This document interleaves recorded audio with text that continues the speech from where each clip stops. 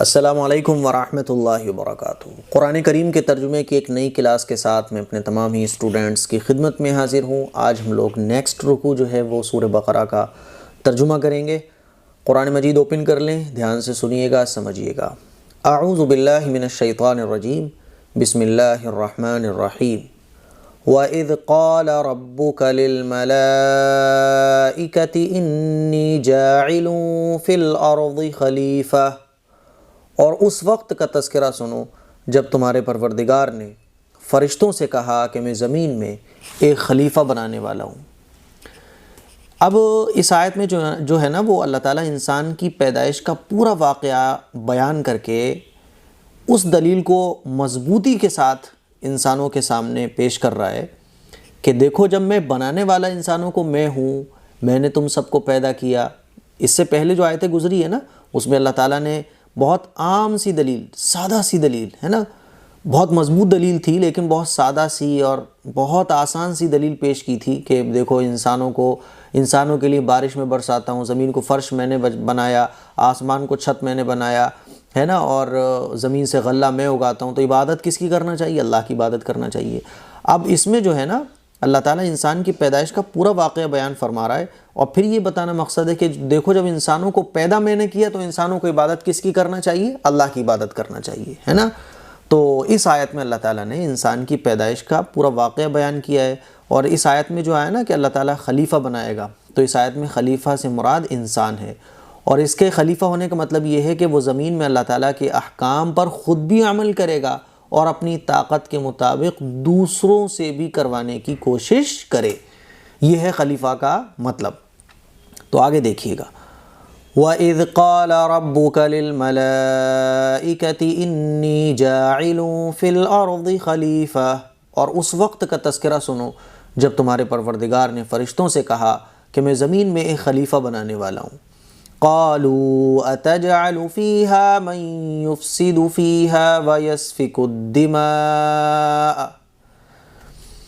وہ کہنے لگے کیا آپ زمین میں ایسی مخلوق پیدا کریں گے جو اس میں فساد مچائے اور خون خرابہ کرے؟ وَنَحْنُ نُسَبِّحُ بِحَمْدِكَ وَنُقَدِّسُ لَكَ، حالانکہ ہم آپ کی تسبیح اور حمد اور تقدیس میں لگے ہوئے ہیں، ہم آپ کی تعریف میں لگے رہتے ہیں۔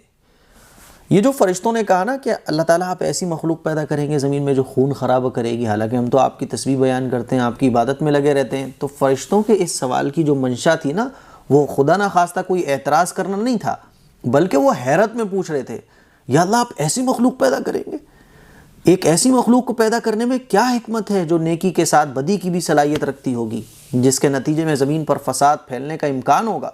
تو یہ فرشتوں کا حیرت کے طور پر سوال تھا، کوئی اعتراض نہیں تھا، ٹھیک ہے۔ مفسرین نے یہ بھی بیان کیا ہے کہ انسان سے پہلے زمین پر جنات پیدا کیے گئے تھے اور انہوں نے آپس میں لڑ کر ایک دوسرے کو ختم کر ڈالا تھا۔ فرشتوں نے سوچا کہ شاید انسان کا انجام بھی ایسا ہی ہو، تو یہ کوئی اعتراض نہیں تھا بلکہ تعجب کے طور پر اللہ تعالیٰ سے پوچھنا تھا، ٹھیک ہے نا۔ آگے دیکھیے، قال انی اعلم ما لا تعلمون، اللہ تعالیٰ نے کہا کہ میں وہ باتیں جانتا ہوں جو تم نہیں جانتے۔ وَعَلَّمَ آدَمَ الْأَسْمَاءَ كُلَّهَا ثُمَّ عَرَضَهُمْ عَلَى الْمَلَائِكَةِ فَقَالَ أَنْبِئُونِي بِأَسْمَاءِ هَؤُلَاءِ إِن كُنتُمْ صَادِقِينَ، اور آدم علیہ السلام کو اللہ تعالیٰ نے سارے کے سارے نام سکھا دیے، پھر ان فرشتوں کے سامنے پیش کیا اور ان سے کہا کہ اگر تم سچے ہو تو مجھے ان چیزوں کے نام بتلاؤ۔ اللہ تعالیٰ نے آدم علیہ السلام کو سارے کے سارے نام سکھا دیے۔ کون سے نام سکھا دیے؟ ناموں سے مراد کائنات میں یعنی اس دنیا میں پائی جانے والی چیزوں کے نام، ہے نا، ان کی خاصیتیں، ان کی کوالٹیز، انسانوں کو کیا کیا پیش آئے گا، بھوک پیاس، ہے نا، دنیا میں جتنی بھی چیزیں ہیں اس وقت جو بھی ضرورت کی چیزیں تھی سب کے نام اللہ تعالیٰ نے آدم علیہ السلام کو سکھا دیے، ہے نا۔ تو انسان کو پیش آنے والی مختلف کیفیات کا علم، مثلا بھوک لگنا، پیاس، صحت، بیماری وغیرہ، ان کا کیا مطلب ہے، وہ ساری کی ساری چیزیں آدم علیہ السلام کو سکھا دی گئیں۔ اگرچہ آدم علیہ السلام کو ان چیزوں کی تعلیم دیتے وقت فرشتے بھی وہاں موجود تھے، ایسا نہیں تھا کہ وہاں فرشتوں موجود نہ ہوں، فرشتوں کے سامنے آدم علیہ السلام کو یہ نام سکھائے گئے، لیکن فرشتوں کی جو فطرت ہے نا، ان چیزوں کی پوری سمجھ نہیں تھی، فرشتوں کی فطرت میں جو ہے نا ان چیزوں کی پوری سمجھ نہیں تھی، اسی لیے جب ان کا امتحان لیا گیا تو وہ جواب نہیں دے سکے، کیونکہ فرشتوں کے اندر وہ سافٹ ویئر اللہ تعالیٰ نے انسٹال ہی نہیں کیا تھا جو انسان کے اندر کیا تھا۔ جیسے فرشتوں کے اندر برائی کی صفت، برائی کا سافٹ ویئر انسٹال ہی نہیں ہے، وہ برائی کر ہی نہیں سکتے، چاہ کر بھی نہیں کر سکتے، وہ چاہیں گے ہی نہیں، لیکن انسان کے اندر برائی کا سافٹ ویئر انسٹال کیا گیا ہے، اس کا دل برائی کی بھی طرف جاتا ہے، اچھائی کی طرف جاتا ہے، ٹھیک ہے۔ تو اسی طرح سے فرشتوں کی فطرت میں ان چیزوں کی پوری سمجھ نہیں تھی، اس لیے جب ان کا امتحان لیا گیا تو وہ جواب نہیں دے سکے، اور اس طرح اللہ تعالیٰ نے عملی طور پر انہیں باور کرا دیا ہے نا کہ جو کام اس انسان، اس نئی مخلوق سے اللہ تعالیٰ کو لینا مقصد ہے وہ فرشتے انجام ہی نہیں دے سکتے، یہ اللہ تعالیٰ نے بالکل کلیئر کروا دیا، بالکل فرشتوں کے سامنے، ٹھیک ہے۔ آگے دیکھیے، قالوا سبحانك لا علم لنا الا ما علمتنا، وہ بول اٹھے، فرشتے بول اٹھے، آپ ہی کی ذات پاک ہے، جو کچھ علم آپ نے ہمیں دیا ہے اس کے سوا ہم کچھ نہیں جانتے ہیں، ہے نا۔ اچھا، فرشتوں کے ان الفاظ سے یہ معلوم ہوتا ہے کہ یہ نام صرف آدم علیہ السلام کو سکھائے گئے تھے اور فرشتے اس تعلیم میں شریک نہیں تھے، ہے نا۔ تو ایسا نہیں ہے، فرشتے بھی وہاں موجود تھے اور آدم علیہ السلام کو یہ نام جو سکھائے گئے تھے یہ فرشتوں کی موجودگی میں سکھائے گئے تھے،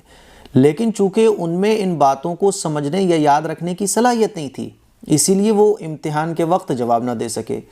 ٹھیک ہے نا۔ تو فرشتے کہنے لگے، یا اللہ آپ ہی کی ذات پاک ہے، جو کچھ علم آپ نے ہمیں دیا ہے اس کے سوا ہم کچھ نہیں جانتے ہیں، ہے نا۔ آگے دیکھیے، انک انت العلیم الحکیم، حقیقت میں علم اور حکمت کے مالک تو صرف آپ ہیں۔ قال یا آدم انبئہم باسمائہم، اللہ تعالیٰ نے کہا آدم تم ان کو ان چیزوں کے نام بتا دو۔ فلما انبأہم باسمائہم قال الم اقل لکم انی اعلم غیب السماوات والارض واعلم ما تبدون وما کنتم تکتمون۔ چنانچہ جب اس نے، یعنی جب آدم علیہ السلام نے ان کے نام ان کو بتا دیے تو اللہ تعالیٰ نے فرشتوں سے کہا، کیا میں نے تم سے نہیں کہا تھا کہ میں آسمانوں اور زمین کے بھید جانتا ہوں، اور جو کچھ تم ظاہر کرتے ہو اور جو کچھ چھپاتے ہو مجھے اس کا علم ہے نا۔ آگے دیکھیے گا، یہ مختصر سی میں تفسیر کرتا ہوں، ورنہ یہ جو پورا پیراگراف ہے، یہ جو چند آیتیں ہیں نا، ان کی تفسیر میں مفسرین نے جو ہے نا وہ تقریباً 10 پیج لکھے ہیں، جس کو اگر میں بیان کرنا شروع کروں تو 1 گھنٹہ خرچ ہو جائے گا۔ تو یہ بھی مختصر ترجمہ ہے، چونکہ یہ قرآن کے ترجمے کی کلاس ہے، انشاءاللہ جب تفسیر والی ہم کلاس شروع کریں گے تو اس میں ڈیٹیل سے بات کریں گے، ٹھیک ہے۔ آگے دیکھیے گا، وَإِذْ قُلْنَا لِلْمَلَائِكَةِ اسْجُدُوا لِآدَمَ فَسَجَدُوا إِلَّا إِبْلِيسَ، اور اس وقت کا تذکرہ سنو جب ہم نے فرشتوں سے کہا کہ آدم کو سجدہ کرو، چنانچہ سب نے سجدہ کر لیا سوائے ابلیس کے کہ اس نے انکار کیا۔ ابا واستکبر وکان من الکافرین، اور متکبرانہ رویہ اختیار کیا اور کافروں میں شامل ہو گیا، ٹھیک ہے۔ فرشتوں کے سامنے آدم علیہ السلام کی عظمت کا عملی مظاہرہ اور ان کا امتحان لینے کے لیے انہیں آدم علیہ السلام کو سجدہ کرنے کا حکم دیا گیا کہ بھئی سجدہ کرو۔ اچھا، یہ جو سجدہ تھا یہ عبادت کا نہیں تھا بلکہ تعظیم کا سجدہ تھا، اور تعظیم کا جو سجدہ تھا یہ پچھلی شریعتوں میں جائز تھا، بعد میں تعظیم کے لیے بھی اللہ تعالیٰ کے سوا کسی اور کو سجدہ کرنے کی سختی سے ممانعت کر دی گئی، بین لگا دیا گیا کہ آپ کسی کے لیے تعظیم کا سجدہ بھی نہیں ہوگا، ہے نا، تاکہ شرک کا کوئی شبہ بھی نہ پیدا نہ ہو، اسی لیے تعظیم کا سجدہ اب جائز نہیں ہے، قیامت تک کے لیے جائز نہیں ہے۔ اور یہ جو سجدہ اللہ تعالیٰ نے فرشتوں کو کروایا، یہ سجدہ کروانا اس بات کا بھی مظاہرہ تھا کہ فرشتوں کو اس بات کی تلقین کی جا رہی ہے کہ کائنات میں جو چیزیں ان کے اختیار میں دی گئی ہیں وہ انسان کے لیے مسخر کر دی جائیں، تاکہ یہ دیکھا جائے کہ وہ ان کو صحیح استعمال کرتا ہے یا غلط استعمال کرتا ہے۔ اسی لیے یہ سجدہ اللہ تعالیٰ نے فرشتوں کو کروایا کہ بھئی آدم کو سجدہ کرو، ہے نا۔ اچھا اس میں کیا ہوا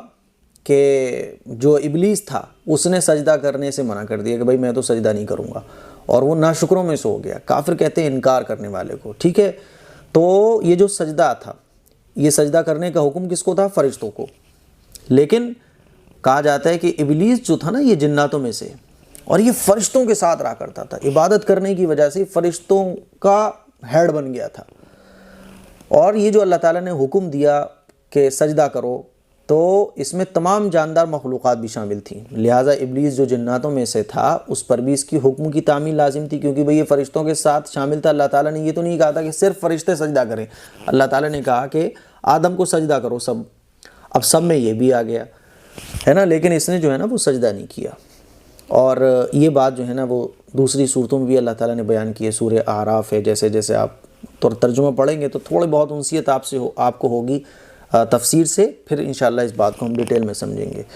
تو اس نے کیا کیا، ابلیس نے منع کر دیا کہ بھئی میں تو سجدہ نہیں کروں گا، میں تو جو ہے وہ آگ سے بنا ہوا ہوں اور یہ مٹی کا بنا ہوا ہے، اور میں کیوں سجدہ کروں، میں تو آپ کی عبادت کرتا ہوں۔ مطلب اس نے جو ہے نا وہ حجت بازی شروع کر دی، تو وہ تکبر کرنے کی وجہ سے اور انکار کرنے کی وجہ سے جو ہے نا وہ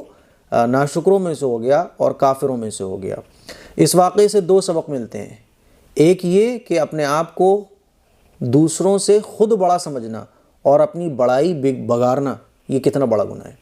دوسرا سبق یہ کہ جب اللہ تعالیٰ کی طرف سے کوئی حکم واضح آ جائے تو بندے کا کام یہ ہے کہ اس حکم کو دل و جان سے بجا لائے، چاہے اس کی حکمت اور فائدے سمجھ میں آئے یا نہ آئے۔ اللہ تعالیٰ کا اور اللہ کے رسول کا جب کوئی حکم آ جائے تو پھر ہمیں شیطان کی طرح یہ نہیں کرنا چاہیے، یار یہ کیوں ہے، کیوں نہیں کرنا چاہیے۔ اللہ اور اللہ کے رسول کے حکم پر ہمیں آنکھ بند کر کے بغیر کیوں، کیا، کیسے، یہ سب نہیں، بلکہ اللہ کا حکم آ گیا اب اپنا سر جھکا دینا چاہیے۔ اس نے کیا کیا ابلیس نے، ارے میں تو آگ سے بنا ہوا ہوں، یہ مٹی سے بنا ہوا ہے، اس نے حجت بازی شروع کر دی، تو کیا ہو گیا، کافروں میں سے ہو گیا، ناشکروں میں سے ہو گیا، ٹھیک ہے۔ اسی واقعے کو اللہ تعالیٰ نے یہاں ذکر کیا ہے، ابا واستکبر وکان من الکافرین، اور اس نے انکار کیا اور متکبرانہ رویہ اختیار کیا اور کافروں میں شامل ہو گیا۔ وَقُلْنَا يَا آدَمُ اسْكُنْ أَنْتَ وَزَوْجُكَ الْجَنَّةَ وَكُلَا مِنْهَا رَغَدًا حَيْثُ شِئْتُمَا۔ اچھا، اللہ تعالیٰ نے آدم علیہ السلام کو پیدا کیا، سارے نام سکھا دیے، اب کیا کہا، جو ان کی بیوی تھیں حضرت حوا علیہ السلام، دونوں سے کہا کہ ٹھیک ہے اب تم جا کے جنت میں زندگی بسر کرو، ہے نا، اسی کو اللہ تعالیٰ بیان فرما رہا ہے۔ اور ہم نے کہا آدم تم اور تمہاری بیوی جنت میں رہو اور اس میں سے جہاں سے چاہو جی بھر کر کھاؤ، وَلَا تَقْرَبَا هَذِهِ الشَّجَرَةَ فَتَكُونَا مِنَ الظَّالِمِينَ، مگر اس درخت کے پاس بھی مت جانا ورنہ تم ظالموں میں شمار ہوگے، ٹھیک ہے۔ اب یہ درخت کون سا تھا، یہ کون سا درخت تھا، قرآن کریم نے اس کو ڈیفائن نہیں کیا ہے، اس کی وضاحت نہیں فرمائی ہے، نہ اس کے جاننے کی ضرورت ہے۔ بھئی جب قرآن نے اس کو بیان کرنے کی ضرورت نہیں فرمائی کہ وہ کون سا درخت تھا، تو ہمیں ان لفڑوں میں کیوں پڑھنا چاہیے، ہمیں ہندی کی چندی کرنے کی ضرورت کیا ہے۔ اسی لیے بس کوئی درخت تھا، ٹھیک ہے، اتنا جان لینا کافی ہے کہ جنت کے درختوں میں سے ایک درخت ایسا تھا جس کا پھل کھانے سے دونوں کو روک دیا گیا تھا۔ بعض روایات میں یہ ہے کہ یہ گیہوں کا درخت تھا، بعض میں انگور کا ذکر ہے، مگر کوئی روایت ایسی نہیں ہے جس پر پورا بھروسہ کیا جا سکے، اسی لیے بس اللہ بہتر جانے وہ کون سا درخت تھا۔ جب قرآن نے نہیں بیان کیا تو ہمیں بھی اس کے پیچھے پڑنے کی ضرورت نہیں ہے کہ وہ کون سا درخت تھا۔ آگے دیکھیے گا، فَأَزَلَّهُمَا الشَّيْطَانُ عَنْهَا فَأَخْرَجَهُمَا مِمَّا كَانَا فِيهِ، پھر ہوا یہ کہ شیطان نے ان دونوں کو وہاں سے ڈگمگا دیا اور جس عیش میں وہ تھے اس سے انہیں نکال کر رہا، جس عیش میں وہ تھے اس سے انہیں نکال دیا، ٹھیک ہے۔ اب حضرت آدم علیہ السلام اور حضرت آدم علیہ السلام کی بیوی دونوں جنت میں رہ رہے تھے، اب شیطان نے وہاں سے کیا کیا، ان کو جس درخت کے پاس جانے سے منع کیا گیا تھا اسی کے بارے میں شیطان نے جو ہے ان کے دل میں وہم پیدا کر دیا اور جو ہے وہ ان کو ڈگمگا دیا، جس عیش و عشرت میں وہ رہ رہے تھے نا، بہکا کر ان کو وہاں سے نکلوا دیا۔ شیطان نے انہیں بہکا کر اس درخت کا پھل کھانے پر آمادہ کر دیا، جس درخت کے پاس اللہ تعالیٰ نے جانے سے منع کیا تھا کہ دیکھو اس درخت کے قریب مت جانا، شیطان نے بہکا دیا، اور یہ بہانہ کیا بنایا اس نے؟ بہانہ یہ بنایا کہ یوں تو یہ درخت بڑا مفید ہے نا، کیونکہ یہ درخت بڑا فائدہ مند ہے، اس کو کھانے سے ہمیشہ کی زندگی حاصل ہو جاتی ہے، کبھی آپ جنت سے نہیں نکل پائیں گے پھر اگر اس کو آپ کھا لیں گے۔ تو اس نے ایسے شک میں مبتلا کیا۔ لیکن شروع میں آپ کو اس لیے منع کیا گیا تھا کہ آپ کی جسمانی کیفیت اس کو برداشت نہ کر سکتی تھی۔ ایسے اس نے شک جو ہے نا وہ آدم علیہ السلام کے دل میں ڈالے۔ اب چونکہ آپ جنت کے ماحول کے عادی ہو گئے ہیں اور آپ کا بدن مضبوط ہو چکا ہے، اس لیے اب ممانعت باقی نہیں رہی ہے، اسی لیے آپ کھا لیں، کوئی بات نہیں ہے۔ اس طرح سے اس نے جو ہے نا وہ شک اور وہم میں حضرت آدم علیہ السلام کو ڈالا۔ اس واقعے کی جو مزید تفصیل ہے وہ انشاءاللہ آگے صورتوں میں آئے گی، جیسے سورہ الاعراف ہے، سورہ طٰہٰ ہے، وہاں انشاءاللہ میں اس کو بیان کروں گا۔ فی الحال تو آپ یہ سمجھ لیں کہ آدم علیہ السلام کو شیطان نے وسوسوں میں ڈال دیا، اور آدم علیہ السلام جو ہے نا وہ آدم علیہ السلام نے اس جنت میں جو درخت کے پاس جانے سے منع کیا گیا تھا، اس درخت کو آدم علیہ السلام نے کھا لیا۔ اس درخت کے پاس گئے اور وہاں جا کے جو ہے نا اس درخت کا پھل جو تھا وہ کھا لیا، اور جس عیش و عشرت میں وہ رہ رہے تھے شیطان نے بہکا کر ان کو وہاں سے نکلوا دیا۔ اسی کو اللہ تعالیٰ نے بیان فرمایا فَأَزَلَّهُمَا الشَّيْطَانُ عَنْهَا فَأَخْرَجَهُمَا مِمَّا كَانَا فِيهِ، پھر ہوا یہ کہ شیطان نے ان دونوں کو وہاں سے ڈگمگا دیا۔ وَقُلْنَا اهْبِطُوا بَعْضُكُمْ لِبَعْضٍ عَدُوٌّ، اور جس عیش و عشرت میں وہ تھے اس سے انہیں نکال دیا۔ وَقُلْنَا اهْبِطُوا بَعْضُكُمْ لِبَعْضٍ عَدُوٌّ، اور ہم نے آدم اور ان کی بیوی اور ابلیس سے کہا اب تم سب یہاں سے اتر جاؤ، تم ایک دوسرے کے دشمن ہوگے، وَلَكُمْ فِي الْأَرْضِ مُسْتَقَرٌّ وَمَتَاعٌ إِلَىٰ حِينٍ، اور تمہارے لیے ایک مدت تک زمین میں ٹھہرنا ہوگا اور کسی قدر فائدہ اٹھانا طے کر دیا گیا ہے۔ اب یہ جنت سے نکل گئے، تینوں کو جنت سے نکال دیا کہ جاؤ بھائی اب زمین پر رہو، تم نے یہ کام کیا ہے اب زمین پر رہو، ٹھیک ہے؟ زمین پر رہو اور ایک مدت تک کے لیے اب تمہارا ٹھہرنا زمین پر طے کر دیا گیا ہے۔ اس کا مطلب یہ کہ یہ جو واقعہ ہوا جنت میں، اس درخت جس سے منع کیا گیا تھا وہاں درخت سے کھانا، اس کے نتیجے میں آدم علیہ السلام اور ان کی اہلیہ کو جنت سے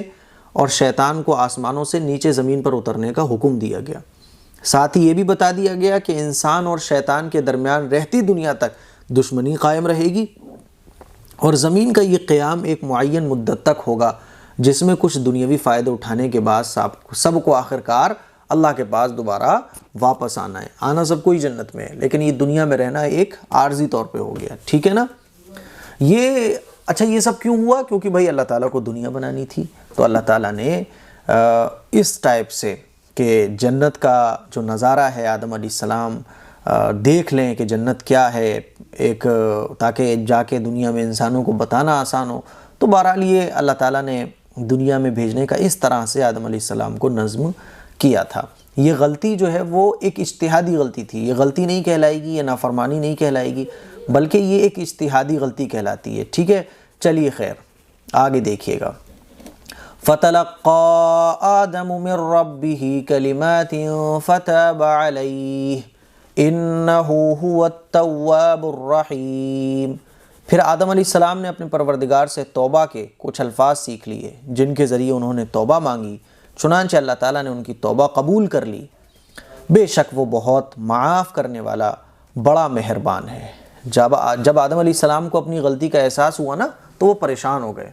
لیکن سمجھ میں نہیں آ رہا تھا کہ اللہ تعالیٰ سے کن الفاظ میں معافی مانگیں، اس لیے زبان سے کچھ نہیں نکل رہا تھا۔ اللہ تعالیٰ نے جو دلوں کے حال سے بھی خوب واقف ہے، رحیم ہے، کریم ہے، اللہ تعالیٰ نے جب دیکھا کہ آدم علیہ السلام پریشان ہیں تو اللہ تعالیٰ نے خود ان کو توبہ کے الفاظ سکھائے جو سورہ اعراف میں مذکور ہیں۔ قال ربنا ظلمنا انفسنا وَإِن لَّمْ تَغْفِرْ لَنَا وَتَرْحَمْنَا لَنَكُونَنَّ مِنَ الْخَاسِرِينَ، یہ توبہ کے الفاظ ہیں۔ اے ہمارے پروردگار، ہم نے اپنی جانوں پر ظلم کیا، اور اگر آپ نے ہمیں معاف نہ فرمایا اور ہم پر رحم نہ کیا تو ہم برباد ہو جائیں گے۔ اس طرح اللہ تعالیٰ نے زمین پر بھیجنے سے پہلے انسان کو یہ تعلیم دے دی کہ جب بھی نفسانی خواہشات یا شیطان کے بہکاوے میں آ کر کسی سے کوئی گناہ سرزد ہو جائے تو اسے فوراً اللہ تعالیٰ سے توبہ کرنی چاہیے۔ اگرچہ توبہ کے لیے کوئی خاص الفاظ لازمی نہیں ہے، بلکہ وہ ہر جملے جس میں اپنے کیے ہوئے پر پچھتاوا ہو، شرمندگی ہو، وہ بول لو، اللہ تعالیٰ معاف کر دے گا، اس کے ذریعے توبہ ممکن ہے۔ لیکن چونکہ یہ الفاظ خود اللہ تعالیٰ نے سکھائے آدم علیہ السلام کو، اس لیے ان الفاظ میں توبہ کرنے سے قبولیت کی زیادہ امید ہے۔ اسی لیے ہم سے بھی جب بھی کوئی گناہ ہو جائے تو ہمیں بھی انہی الفاظ سے اللہ تعالیٰ سے اپنے گناہوں کی توبہ کرنی چاہیے، معافی مانگنا چاہیے۔ اچھا، یہاں یہ بات بھی سمجھنی ہے کہ پچھلی جو آیت تھی، آیت نمبر 30، اس سے یہ کلیئر ہوتا ہے کہ اللہ تعالیٰ نے شروع ہی سے آدم علیہ السلام کو زمین پر اپنا نائب بنا کر بھیجنے کے لیے پیدا فرمایا تھا، لیکن زمین پر بھیجنے سے پہلے انہیں جنت میں رکھنے اور اس کے بعد کے واقعات کا مقصد کیا ہے؟ اس کا مقصد یہ تھا کہ حضرت آدم علیہ السلام جنت کی نعمتوں کا خود تجربہ کر کے دیکھ لیں کہ ان کی اصل منزل کیا ہے، ٹھیک ہے؟ اور جب دنیا میں جائیں گے انسانوں کو بتا سکیں کہ دیکھو تمہارے دنیا میں آنے کا مقصد یہ ہے، یہ اللہ تعالیٰ کی حکمت۔ اور زمین پر پہنچنے کے بعد اس منزل کے حصول میں کسی قسم کی رکاوٹیں پیش آ سکتی ہیں، یہ انسانوں کو بتانا، ٹھیک ہے؟ اور یہی تو پیغمبروں کی تعلیم ہے کہ دیکھو بھائی اس دنیا میں آپ آئے ہو، اس دنیا میں کچھ وقت ملا ہے، کچھ سالیں ملی ہیں، یہ دنیا امتحان ہے، پھر اس کے بعد جو ہے دوبارہ ہمیں جنت میں جانا ہے۔ تو یہ اللہ تعالیٰ کا مقصد تھا اور پیغمبروں کی یہی تعلیم رہی ہے، اور یہی انسان کا مقصد ہے کہ اس دنیا میں اللہ کی عبادت کرنا، پھر دوبارہ اللہ تعالیٰ کے پاس ہم لوگوں کو واپس جانا ہے اور جنت اور جہنم کا فیصلہ ہوگا، ٹھیک ہے؟ تو بھائی یہ کچھ باتیں تھیں۔ اچھا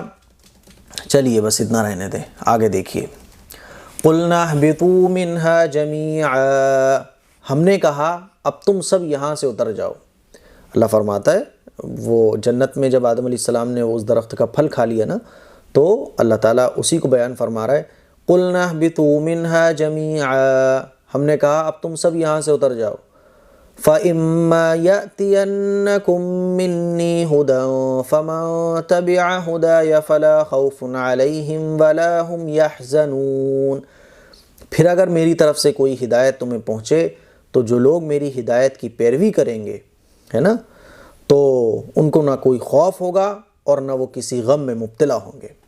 فَلَا خَوْفٌ عَلَيْهِمْ وَلَا هُمْ يَحْزَنُونَ، تو ان پر نہ کوئی خوف ہوگا اور نہ وہ غمگین ہوں گے، ٹھیک ہے؟ وَالَّذِينَ كَفَرُوا وَكَذَّبُوا بِآيَاتِنَا أُولَئِكَ أَصْحَابُ النَّارِ هُمْ فِيهَا خَالِدُونَ، اور جو لوگ کفر کا ارتکاب کریں گے اور ہماری آیتوں کو جھٹلائیں گے وہ دوزخ والے لوگ ہیں جہاں وہ ہمیشہ رہیں گے۔ تو مجھے امید ہے بس یہ ایک رکوع ہمارا کمپلیٹ ہو چکا ہے، رکوع نمبر 4 تک ہم لوگ پڑھ چکے ہیں ترجمہ۔ مجھے امید ہے میں جتنی کوشش ہو رہی ہے آسان لفظوں میں آپ کو سمجھانے کی کوشش کر رہا ہوں قرآن کا ترجمہ، اور مجھے امید ہے کہ ابھی آپ کو یہ چیزیں سمجھ میں آ رہی ہوں گی۔ بس جتنا میں ابھی آپ کو سمجھا رہا ہوں اتنا سمجھیں، انشاءاللہ جب ہم ڈیٹیل میں جا کے بات کرنا شروع کریں گے نا تو پھر یہ چیزیں ہم ڈیٹیل میں سمجھیں گے۔ اس کلاس کو شیئر ضرور کیجیے گا۔ السلام علیکم ورحمۃ اللہ وبرکاتہ۔